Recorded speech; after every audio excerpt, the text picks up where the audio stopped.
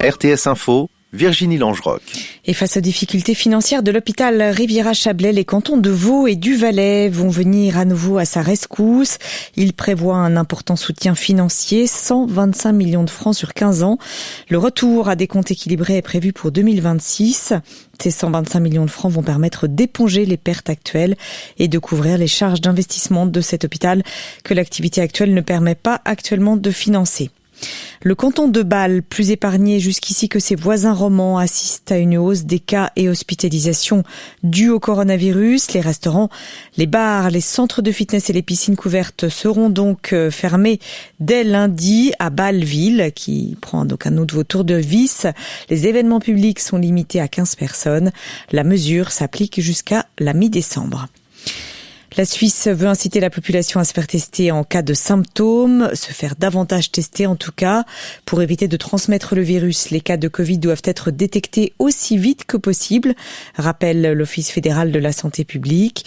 La situation reste sérieuse, mais le nombre de cas et d'hospitalisations tend à se stabiliser, voire à diminuer, et les tests jouent un rôle primordial dans cette phase de diminution.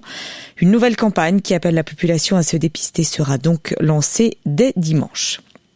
Et puis l'Autriche va mener, elle aussi, une campagne de dépistage volontaire. Le pays a commandé 7 millions de tests. Les presque 9 millions de résidents en Autriche auront ainsi la possibilité d'effectuer un test au cours de la semaine qui précède les fêtes de fin d'année, ainsi qu'au début du mois de janvier, s'ils le souhaitent bien sûr. Plutôt épargnée par la première vague de coronavirus au printemps dernier, l'Autriche a été surprise par la virulence de la seconde vague. Le pays est pour le moment confiné jusqu'au 6 décembre. Chez nos voisins français, le pic de la deuxième vague a vraisemblablement été franchi.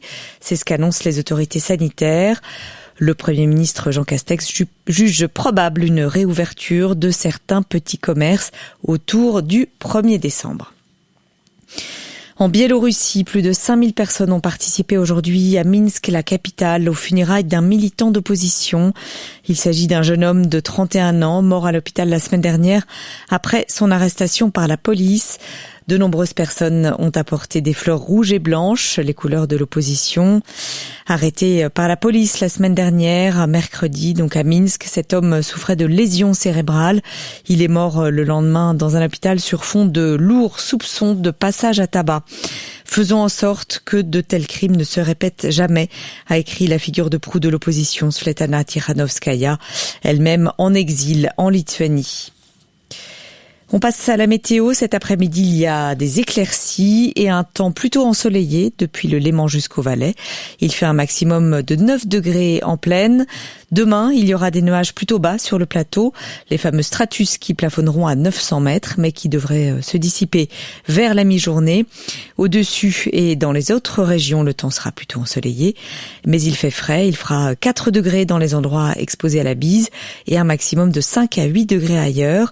Et puis de dimanche jusqu'à mercredi, au moins, le temps sera sec et bien ensoleillé. Analysez l'actualité sur rtsinfo.ch.